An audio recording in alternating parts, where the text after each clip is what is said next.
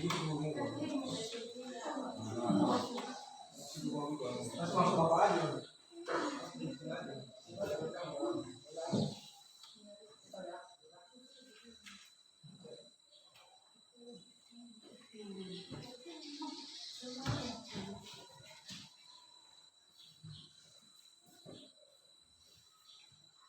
pagi, anak-anak. Bagaimana kabar kalian semuanya? Sehat. Tidak ada yang sakit? Tidak. Puji Tuhan. Ada sukacita? Baik. Sebelum kita memulaikan pelajaran kita, ada banyak pelajaran ini kita buka dulu dengan doa. Saya minta Esa memimpin pujian. Setelah itu nanti berdoa. Saya persilakan maju ke depan.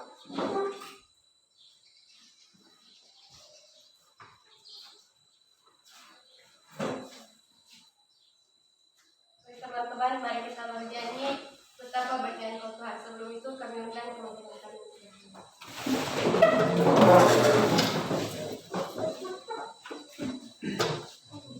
Mari kita bernyanyi betapa baiknya Engkau Tuhan. 3 ya. Betapa baiknya Engkau Tuhan, kasih-Mu tiada berkesudahan. Betapa mulia nama-Mu Yesus, jiwaku diselamatkan. Hosana, aku memuji Tuhan. Hosana, aku tinggikan Yesus. Hosana, Hosana, Hosana, Hosana, Hosana. Betapa baiknya Engkau Tuhan, kasih-Mu tiada berkesudahan. Betapa mulia nama-Mu Yesus, jiwaku diselamatkan. Hosana, aku memuji Tuhan. Hosana, aku tinggikan Yesus. Hosana, Hosana, Hosana, Hosana, Hosana. Mari kita bersatu dalam doa. Bapa pada surga, kami datang kembali mengucap syukur kepada Tuhan atas berkat dan rahmat kepada kami, sehingga kami bisa berkumpul di tempat ini Tuhan untuk memulaikan belajar mengajar kami Tuhan. Bapa, pada saat ini kami akan mengingat Tuhan di Engkau yang hadir di tengah-tengah kami Tuhan. Begitu juga guru yang mengajar kepada kami pada hari ini, dan Engkau yang menolong dia Tuhan. Siapa yang ada dalam pengajaran dan kesempurnaan dan yang kami lantaskan melalui nama Yesus Kristus. Amin. Terima kasih. Saya akan mengabsen kita terlebih dahulu. Saya mengecek kehadiran kita. Untuk ketua kelas, siapa yang tidak hadir hari ini? Selamat hadir, Pak. Hadir semua ya? Benar? Tidak ada yang bolos? Iya. Baik. Terima kasih. Hari ini kita akan belajar dengan materi kita bertumbuh sebagai keluarga Allah.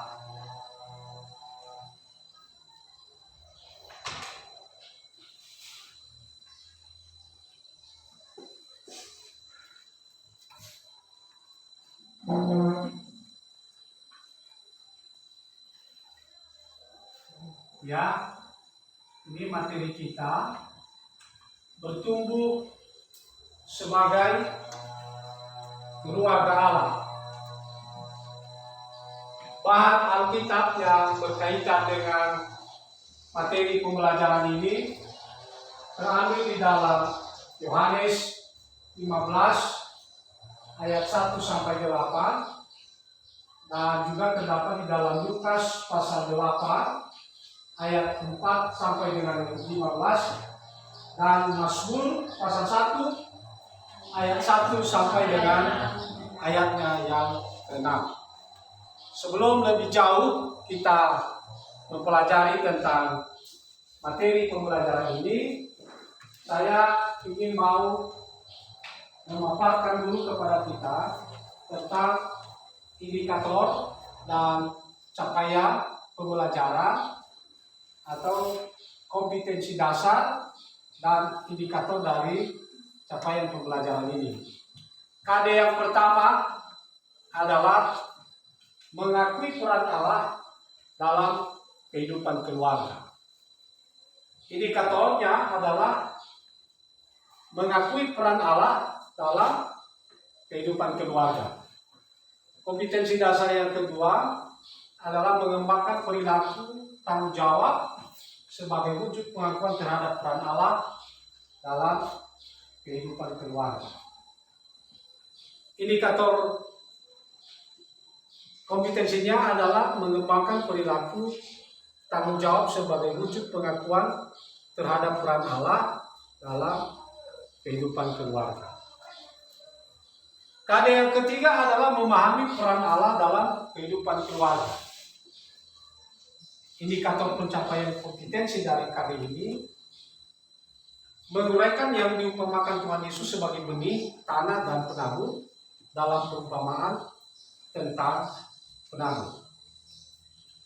Capaian kompetensi yang kedua adalah menguraikan masing-masing benih yang jatuh, baik itu di tanah yang berbeda-beda dan hambatan-hambatan yang menyebabkan seseorang atau keluarga tidak bertumbuh.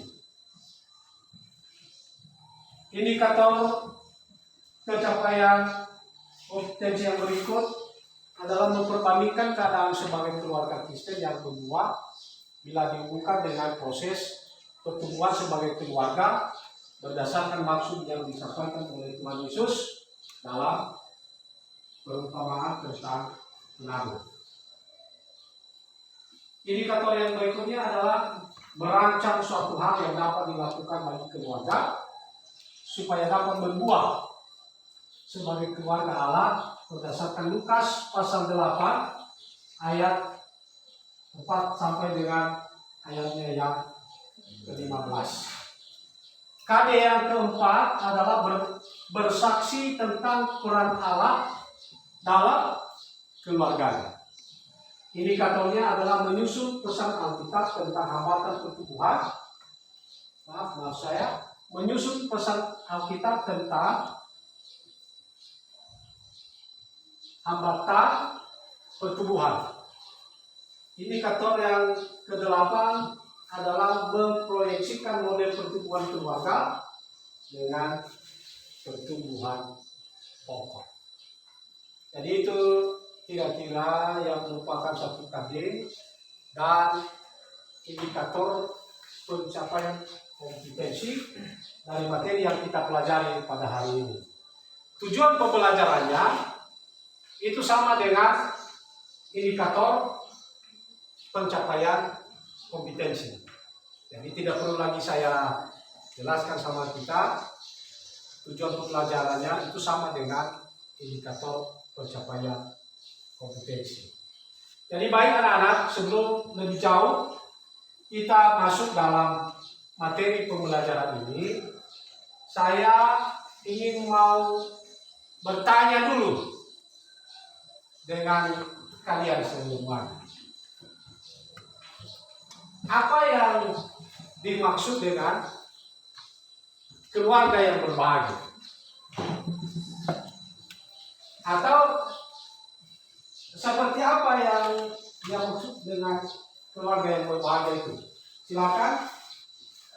Saya keluarga yang berbahagia itu adalah keluarga yang mengandalkan Tuhan dalam kehidupannya sehari-hari. Ya,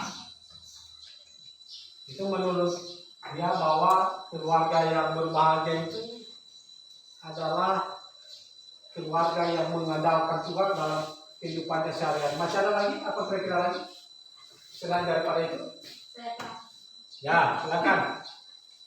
Menurut saya, Pak, di dalam keluarga itu terdiri dari ayah dan ibu dan kakak, adik. Jika di dalam sebuah keluarga itu adanya yang namanya hidup damai, tentram, saling mengasihi saudara, dan membantu sesama, maka di dalam keluarga tersebut tercipta yang namanya keluarga berbahagia. Ya, Jadi itu menurutnya dia, keluarga yang berbahagia itu adalah suatu keluarga yang di dalam keluarga itu ada kedamaian, ada ketentraman. Ya. Yang lain? Masih ada yang lain? Ya, oke, silakan.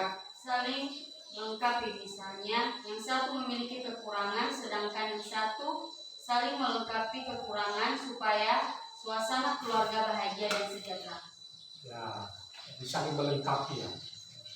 Jadi misalnya dalam keluarga itu saling melengkapi.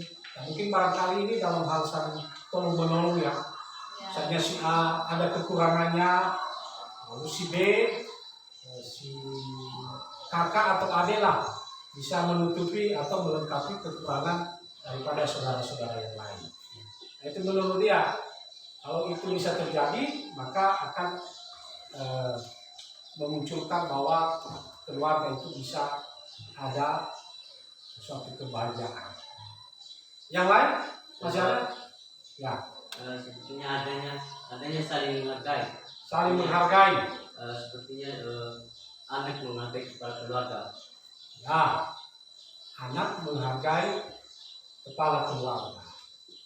Ya. Saya pikir jawaban anak-anak kami yang kalian sampaikan itu semuanya cukup bagus. Ya.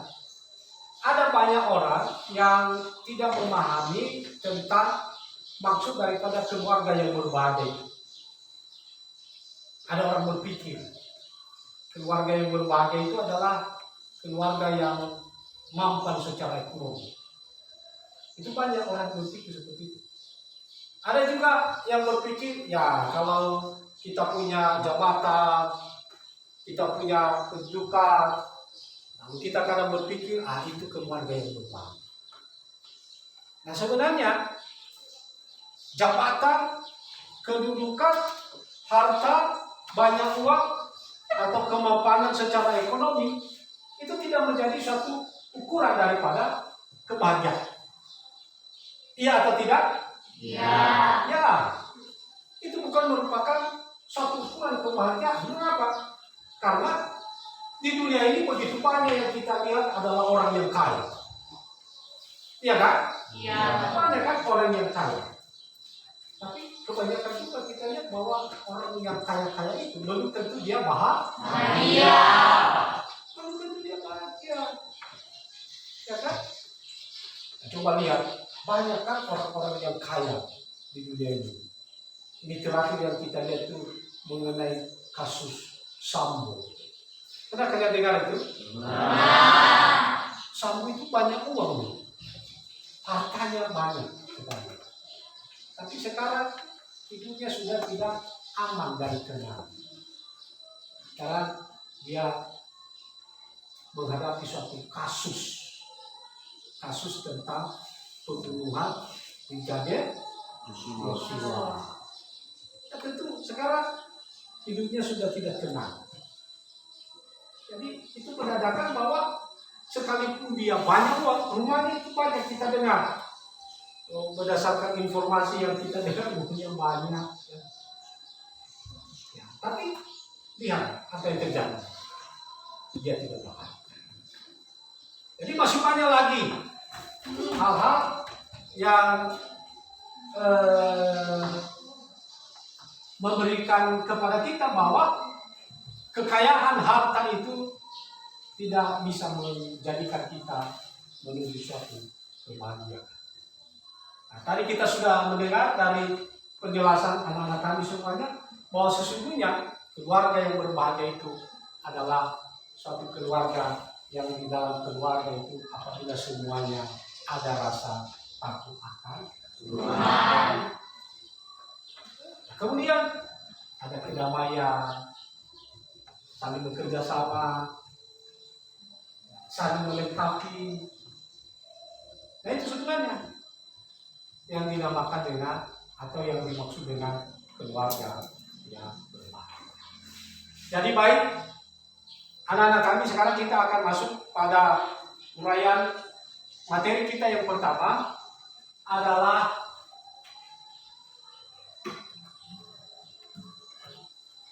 keluarga yang bertumbuh. Jadi materi pokok kita tadi itu adalah bertumbuh sebagai keluarga Allah. Sekarang kita masuk pada uraian materi yang pertama, keluarga yang bertumbuh. Nah, sekarang coba kamu amati dirimu sendiri. Ya kan? Amati dirimu sendiri. Lihatlah dirimu sendiri. Apakah ada yang sedang kamu alami sebagai suatu pertumbuhan? Baik dari aspek fisik, aspek intelektual, aspek emosi, aspek sosial, dan aspek spiritual. Sambil juga kalian bisa mengamati ini. Ada gambar ini di atas. Ya.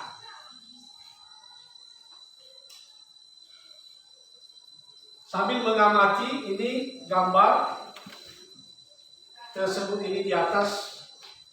Amatilah gambar ini, lalu kita lihat ada sesuatu yang sedang bertumbuh. Jadi kalau di gambar satu ini tentu kita bisa melihat di situ ada pertumbuhan rohani, ya kan? Ya. Kalau pertumbuhan rohani itu kita bisa melihat bahwa mereka ini sedang ada dalam suatu persekutuan rohani. Nah, jadi itu adalah pertumbuhan rohani. Pada gambar 2 juga kita bisa melihat bahwa pertumbuhan kerohanian Kristen itu sama dengan atau bisa digambarkan dengan suatu pertumbuhan suatu pohon. Lalu kita juga bisa melihat pada gambar 3 itu ada suatu pohon atau tanaman yang bertumbuh. Hal apa yang bisa membuat tanaman ini bisa hidup dan bertumbuh? Di samping daripada kalian mengamati gambar tersebut di atas, amatilah juga dirimu sendiri, ya kan? Coba kamu lihat aspek pertumbuhan dari aspek fisik. Dulu kita lihat dulu. Kita kenali dulu diri kita sendiri kan. Ini pertumbuhan fisik. Adakah suatu pertumbuhan yang kamu alami saat ini? Ada ya? Jadi siapa dulu yang bisa memberikan suatu tanggapan di antara kita pertumbuhan fisik apa yang sedang dia alami saat ini? Siapa kira-kira? Pertumbuhan fisik ya. Oke, silakan. Menurut saya Pak, pertumbuhan fisik saya alami pada diri saya sepertinya tinggi badan saya bertambah dan berat badan bertambah. Ya, tinggi badan bertambah. Jadi itu pertumbuhan fisik. Nah, kemudian juga berat badannya. Kenapa berat badan bertambah? Tadi pagi kamu banyak makan ya? Iya. Iya. Ya, karena dia suka makan, ya kan? Makan berat badannya dia pasti akan naik. Pertama berat badannya. Di samping itu juga tinggi badannya semakin naik. Kemudian yang ketiga dari aspek pertumbuhan intelektual atau cara berpikir. Pertumbuhan apa yang kalian bisa alami? Ada yang bisa memberikan tanggapan? Saya Pak, Ya, silakan. menurut saya Pak, saya bisa membedakan mana yang baik dan mana yang tidak baik. Oh ya, silakan. Terima kasih. Jadi pertumbuhan berpikir yang dia sudah alami, sekarang dia sudah bisa membedakan yang baik dan mana yang tidak baik. Ya kan? Kalau dulu waktu dia masih anak-anak, waduh, apa saja dia bisa lakukan saja. Kalau dia lihat temannya lagi ada yang dia tidak suka, wah dia langsung hantam, dia langsung pukul. Ya kan? Dan sekarang setelah dia bertumbuh secara berpikir, kalau dia sudah bisa membedakan yang mana yang baik dan yang mana yang tidak baik. Jadi itu semuanya adalah aspek-aspek yang bertumbuh dalam kehidupan kita. Selain daripada pertumbuhan fisik, pertumbuhan intelektual, ada juga aspek yang lain yang mungkin bertumbuh dalam kehidupan kita. Nah, misalnya adalah pertumbuhan emosi. Tahu itu apa itu emosi? Kadang-kadang dalam hidup kita ini kadang-kadang kita melihat sesuatu yang kita tidak suka. Apalagi kadang guru itu seringkali juga emosi sama anak-anak. Ya kan? Iya. Ketika guru sedang mengajar, anak-anak di belakang itu kadang-kadang ada yang ribut. Jadi kalau anak-anak ada yang ribut, ada juga guru bisa emosi. Iya. Ya kan? Ya. Tetapi kita bisa melihat bagaimana kita bisa melihat pertumbuhan emosi kita. Artinya apa? Kita bisa mengantisipasi. Kalau misalnya tadi kita begitu sangat marah sekali, ketika ada anak yang nakal kita marah, tapi kita masih bisa mengantisipasi perkembangan emosi kita. Ya kan? Yang seharusnya kita pukul dia, tapi karena emosi kita bertumbuh, kita bisa antisipasi, tidak jadi kita memukul.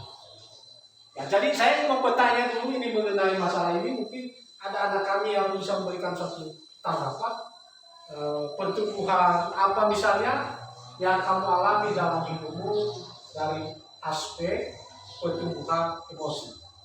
Ada di antara kalian yang bisa memberikan suatu tanggapan pertumbuhan emosi apa yang sedang kamu alami saat ini? Silakan si Putri. Ya, silakan Putri, berdiri. Ketika saya marah, saya bisa mengendalikan emosional saya sendiri. Ketika dia marah, ya, itu dia marah. Tapi karena emosinya sudah bertumbuh, dia tidak melampiaskan amarahnya. Iya kan? Iya. Dia tidak melampiaskan amarahnya, tapi dia bisa menjaga perasaannya. Sudahlah, tidak jadi saya melampiaskan amarah. Jadi itu artinya secara emosional dia bisa menstabilkan rasa emosional. Yang terakhir adalah pertumbuhan spiritual. Siapa yang dalam hidupnya ada pertumbuhan spiritual yang dialami dalam hidupnya. Misalnya begini, dulu kan waktu dia masih kecil, mungkin waktu masih umur, atau katakanlah waktu kita masih duduk di bangku SD, kerohanian kita tidak seberapa. Kadang kalau pergi ke sekolah minggu itu kita disuruh-suruh, ya kan? Iya. Tapi ketika sudah mulai kita masuk di SMP, sekarang kita sudah mulai sadar sendiri. Orang tua tidak perlu lagi menyuruh kita, tapi kita punya inisiatif sendiri. Langsung kita datang ketika hari Minggu, kita bisa langsung pergi untuk beribadah di sekolah minggu. Jadi pertumbuhan spiritualnya itu betul. Nah, saya mau bertanya kepada salah satu kalian, pengalaman apa yang sedang bertumbuh dalam hidupmu berkaitan dengan pertumbuhan spiritual? Ada kira-kira? Saya Pak. Ya, oke. Silakan. Pertumbuhan spiritual yang saya alami selama ini itu sekarang saya bisa takut akan Tuhan dan saya bisa bersyukur dalam segala hal, dan yang terakhir itu saya bisa berbuat baik kepada sesama saya atau orang lain dalam hal tolong menolong. Ya luar biasa ya. Jadi ini pertumbuhan spiritual. Dia bisa punya rasa takut akan Tuhan. Jadi bagaimana yang dinamakan dengan rasa takut akan Tuhan itu? Rasa takut akan Tuhan itu adalah begini. Dia tidak mudah untuk melakukan misalnya suatu kejahatan. Atau misalnya dia tidak mudah untuk melakukan suatu tindakan pencurian. Kenapa dia tidak mudah atau dia tidak mau melakukan suatu tindakan pencurian? Karena dia takut akan Tuhan. Takut akan Tuhan. Kemudian dia tadi mengatakan kita bisa lebih mengucap syukur dalam segala hal. Jadi mengucap syukur itu artinya dia berterima kasih kepada Tuhan. Mengucap syukur dalam segala hal itu artinya apa yang kita alami, apa yang terjadi, apakah itu ya pokoknya lah segala macam itu, yang baik ataupun yang tidak baik, apakah itu kita mendapatkan berkat atau apakah kita itu menghadapi suatu masalah. Nah, tapi kalau orang sudah ada pertumbuhan secara spiritual, maka dalam segala hal itu dia bisa mengucap syukur. Bisa mengucap syukur. Yang lain adalah dia juga bisa memberikan suatu pertolongan kepada orang lain. Jadi saling tolong.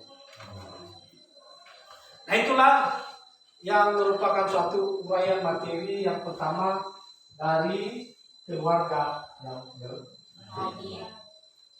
Sekarang kita masuk pada uraian materi yang kedua, ciri-ciri pertumbuhan. Ciri-ciri pertumbuhan. Kalau yang tadi itu keluarga yang bertumbuh, tadi sudah bisa melihat. Sekarang kita masuk pada materi yang kedua, uraian yang kedua, ciri-ciri pertumbuhan. Coba kamu bisa memperhatikan ini di atas, ya, pada gambar ini, atau kamu sendirilah juga bisa melihat dirimu sendiri bagaimana ciri-ciri pertumbuhan. Nah, ciri-ciri daripada pertumbuhan itu yang pertama adalah dia mesti harus berakar. Apa? Berakar. Itu ciri-ciri pertumbuhan yang pertama, mesti harus berakar. Yang kedua adalah bertumbuh. Ya kan? Jadi ciri-ciri pertumbuhan dia mesti bertumbuh. Kalau dia tidak bertumbuh, itu namanya bukan pertumbuhan. Nah, itu tidak termasuk ciri-cirinya. Nah, yang ketiga, ciri-ciri pertumbuhan yang ketiga itu kalau dia sudah bertumbuh, maka yang bisa kita lihat adalah dia bisa menghasilkan buah. Ya memang sudah pasti berdaun. Ya kan? Dari kecil juga itu. Dia pasti punya daun. Tapi tidak hanya daun yang kita harapkan kan? Iya. Ya kan? Apa yang kita harapkan? Buah. Tentu selain daripada itu tidak kita juga begitu mengharapkan buah yang sedikit, tapi kita sangat mengharapkan bagaimana supaya buahnya begitu banyak. Ya. Jadi itu adalah merupakan suatu ciri-ciri pertumbuhan. Yang pertama tadi apa? Akar. Nah, jadi kalau pohon itu tidak berakar, tidak hidup. Apalagi coba perhatikan itu pohon. Kalau pohon itu tidak berakar, bagaimana? Apa yang terjadi? Mati. Sudah pasti mati. Ya. Jadi kalau pohon itu dia berakar, maka ada semacam yang bisa mengalirkan suatu makanan pada pohon itu. Zat-zat yang ada di tanah itu lalu bisa mengalir dengan melalui akar-akar itu, nah, sehingga ada sumber makanan daripada pohon. Nah kalau dia sudah berakar, maka yang kedua tadi apa? Bertumbuh. Kalau dia sudah besar, maka kita bisa menghasilkan buah. Nah sekarang kehidupan kita itu digambarkan sebagai suatu pohon yang sedang bertumbuh. Nah, kita bisa melihat pada gambar 2 itu. Ya, kita bisa melihat pada gambar 2 itu bahwa kehidupan kekristenan itu seringkali digambarkan sebagai pohon yang bertumbuh. Nah, sebagai keluarga Kristen, bagaimana supaya kita bisa bertumbuh? Bertumbuh secara bersama-sama dalam keluarga. Nah, suatu hal yang tidak boleh tidak harus kita lakukan supaya kita bisa bertumbuh dalam keluarga adalah kita mesti harus belajar tentang ajaran Tuhan. Kita mesti harus belajar tentang ajaran Tuhan. Apa ajaran Tuhan? Tuhan mengajarkan kita supaya kita di keluarga itu saling menghormati. Tadi itu ada jawaban tadi itu mengenai pertumbuhan secara spiritual. Bagaimana supaya kita bisa bertumbuh secara bersama-sama di keluarga? Maka yang harus kita lakukan adalah kita mesti harus menghormati satu dengan yang lain. Kemudian kita mesti harus saling mengasihi. Ya kan? Orang tua harus mengasihi anaknya. Anak juga mesti harus menghormati orang tua. Kakak harus mengasihi adiknya. Dan sebaliknya juga seperti itu. Adik mesti juga harus mengasihi kakak. Hal yang kedua, selain daripada kita saling mengasihi di tengah-tengah keluarga, hal yang kedua, bagaimana supaya kita bisa bertumbuh secara bersama-sama, kita juga mesti harus berpegang teguh pada ajaran Tuhan. Dan selalu percaya akan penyertaan Tuhan. Jadi orang yang bertumbuh dalam keluarga Kristen itu, dia mesti harus teguh dan percaya akan pemeliharaan Tuhan. Jadi kalau kita percaya akan pemeliharaan Tuhan, maka kita tidak akan pernah khawatir akan kehidupan. Kenapa? Karena saya percaya Tuhan pasti akan memelihara. Nah, jadi itulah kira-kira yang menjadi materi pembelajaran kita pada hari ini. Dan mungkin barangkali sebelum kita lanjutkan masuk pada kegiatan yang berikut di dalam kelompok, dari materi yang saya sampaikan ini mungkin masih ada yang kurang dipahami atau dimengerti oleh anak-anak kami. Kami persilakan kalau ada tanggapan, ada pertanyaan, silakan untuk ditanyakan. Gimana? Semua jelas? Jelas. Ada yang bertanya? Tidak. Oke, kalau begitu kita masuk pada kegiatan mulai materi yang ketiga adalah kita akan masuk pada materi yang ketiga, hambatan-hambatan dalam pertumbuhan.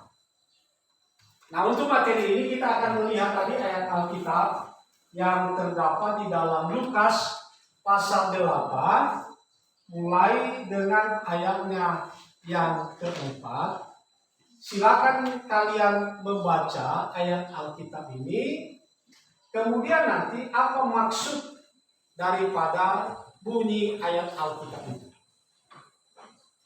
Ayat Alkitab ini berbicara mengenai seorang penabuh.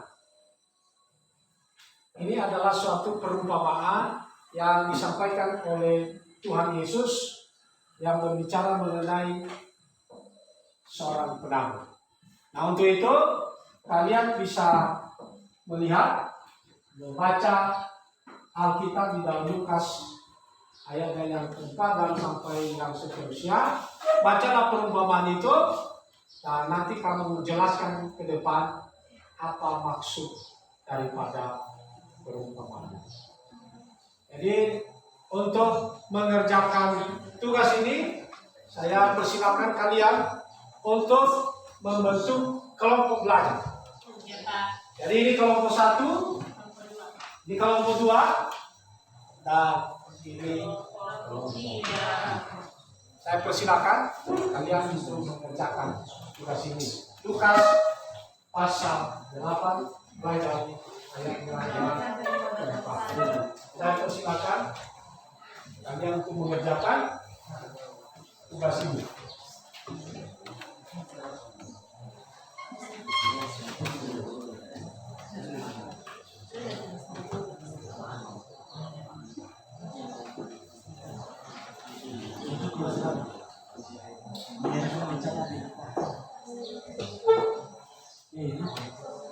Untuk mempresentasikan ke depan hasil daripada tugas kelompoknya.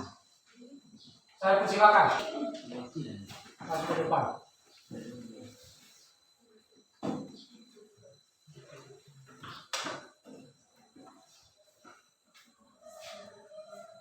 Baik, terima kasih Romo yang telah diberikan kepada kami oleh Bapak Ibu untuk mempresentasikan hasil diskusikan dari kelompok 1, yaitu apa yang dimaksud dengan perumpamaan.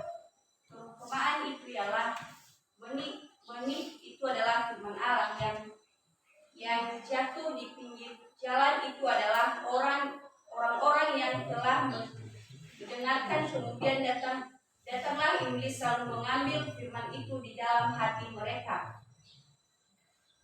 Yang jatuh di tanah di berbatu-batu adalah orang yang telah mendengarkan firman Tuhan lalu menerima dengan gembira, tetapi tidak berakar. Yang jatuh dalam semak-semak berduri adalah seorang yang telah mendengarkannya firman itu di dalam pertumbuhan. Setelah jatuhnya mereka terlimpat oleh kekhawatiran. Yang jatuh di tanah yang baik ialah orang yang mendengarkan firman Tuhan itu dan menyimpannya di dalam hatinya sehingga mengeluarkan buah dalam kehidupan sehari-hari. Demikian hasil diskusikan dari kelompok 1. Kami ucapkan terima kasih. Oke, baik, terima kasih. Kita beri aplaus dulu untuk kami persilakan kelompok 2 maju ke depan untuk mempresentasikan hasil kegiatan dalam kelompoknya. Kelompok 2.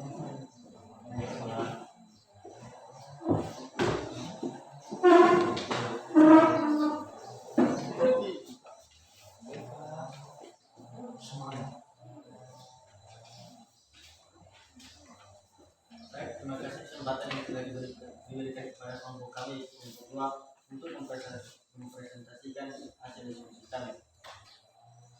Yang dimaksud dengan perumpamaan tersebut itu benih itu ialah firman Allah yang jatuh di pinggir jalan. Orang yang telah mendengar kemudian datanglah iblis yang mengambil firman itu dari dalam hati mereka. Dan yang jatuh di tanah berbatu-batu ialah orang yang telah mendengar firman itu, Tuhan menerimanya dengan gembira tetapi tidak berakal. Yang jatuh dalam semak duri ialah orang yang telah mendengar firman Tuhan dan dalam pertumbuhan selanjutnya mereka terhimpit dalam kekhawatiran. Yang jatuh di tanah yang baik ialah orang yang mendengar firman itu, menyimpan dalam hatinya sehingga mengeluarkan buah dalam kehidupan. Ya, terima kasih. Kita beri aplaus kepada sekarang kita masuk pada kelompok 3. Kami persilakan. Kelompok 3, silakan.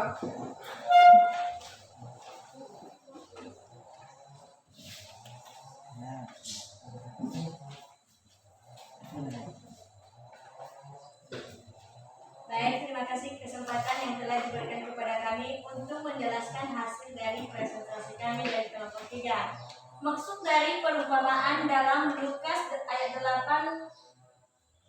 Maksud dari perumpamaan dalam Lukas pasal 8 ayat 4 sampai dengan 15. 1. Benih jalan itu yang telah mendengarkan. Kemudian datanglah iblis dan mengambil firman itu dari dalam hati mereka. 3. Yang jatuh tanah yang berbatu-batu ialah orang yang telah mendengarkan firman itu, menerimanya dengan gembira tetapi tidak berakal. 4. Yang jatuh dalam semak dali ialah orang yang telah mendengarkan firman itu dan dalam pertumbuhan selanjutnya mereka terhimpit oleh kekhawatiran. 5. Yang jatuh di tanah yang baik ialah orang yang mendengarkan firman itu, menyimpan di dalam hatinya sehingga mengeluarkan buah di dalam ketekunan. Baik, terima kasih semua kelompok, baik kelompok 1, kelompok 2, dan kelompok 3. Saya melihat bahwa semua jawaban yang diberikan semuanya hampir sama. Jadi untuk itu kita beri tepuk tangan kepada semua kelompok.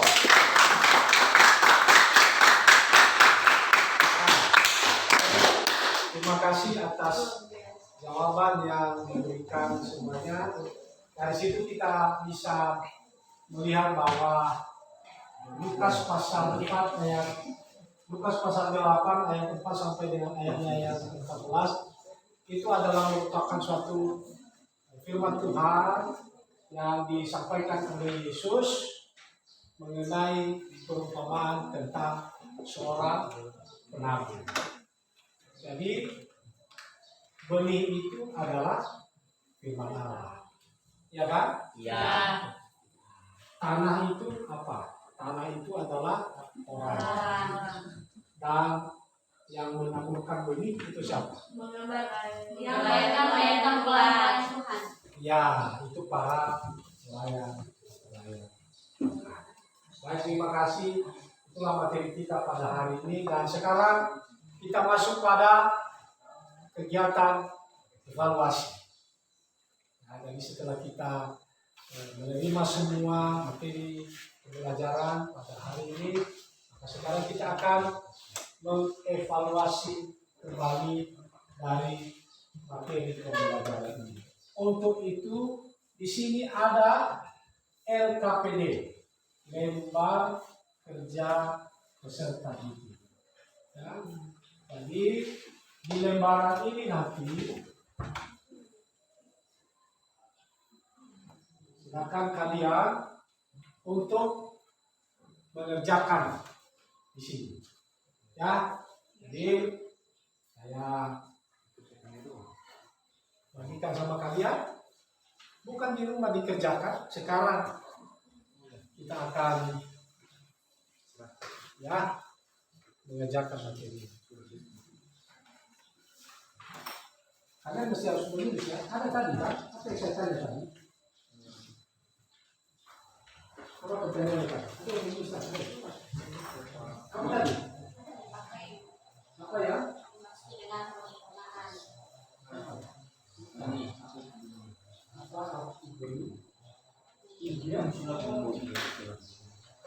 Itu ya, anda lihat dari kamera ini.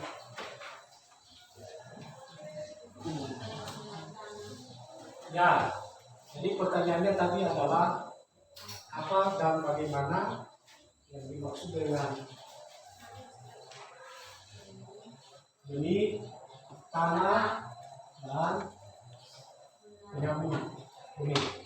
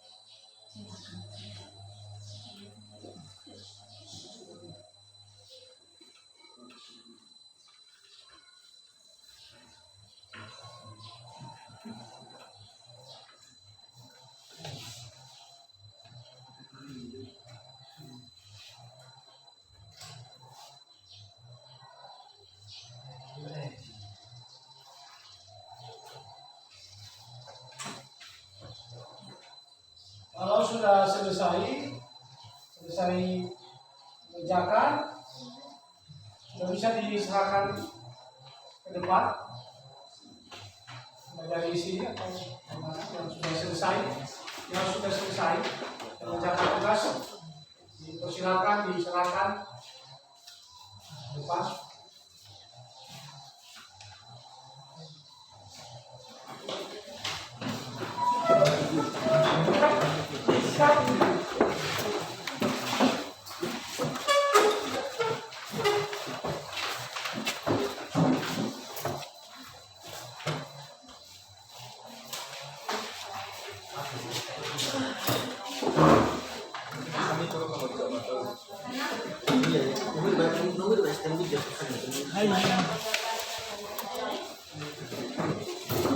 Masanya. Baik, masih ada lagi? Oh, sholat.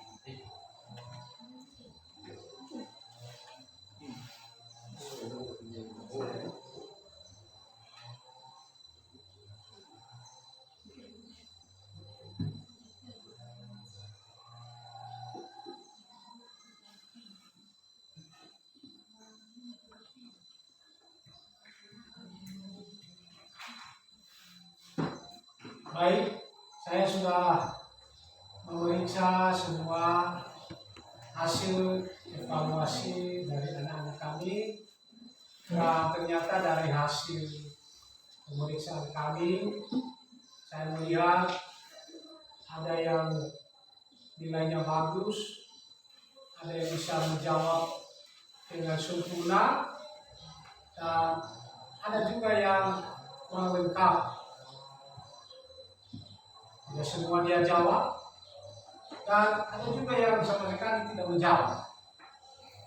Nah, jadi mungkin barangkali tadi ini tidak begitu memperhatikan. Hal yang seperti ini jangan lagi sampai terjadi pada pembelajaran berikutnya.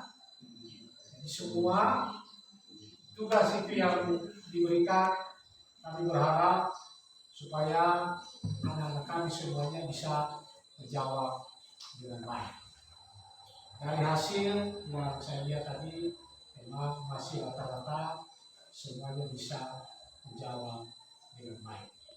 Untuk itu saya memberikan apresiasi kepada anak-anak kami yang sudah menjawab, dan bagi anak-anak kami yang masih belum, supaya ke depan bisa lebih lagi ditingkatkan. Itu aja pertemuan kita pada hari ini. Dan sebelum kita menutup, mengakhiri pelajaran ini, kembali lagi saya minta untuk menutup kita di dalam doa. Siapa tadi sih? Silakan maju ke depan. langsung menutup dalam doa.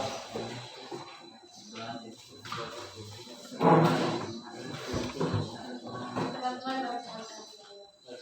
Kalau pada surga dan bertemu dengan Tuhan, terima kasih padamu atas kasih dan pertolongan kepada kami Tuhan, kami juga mengasihi Bapa yang ada dalam perjalanan kesempurnaan dan kebebasan melalui Yesus Kristus. Amin. Demikian pelajaran kita pada hari ini. Sampai ketemu pada pelajaran yang akan datang. Terima kasih. Ada.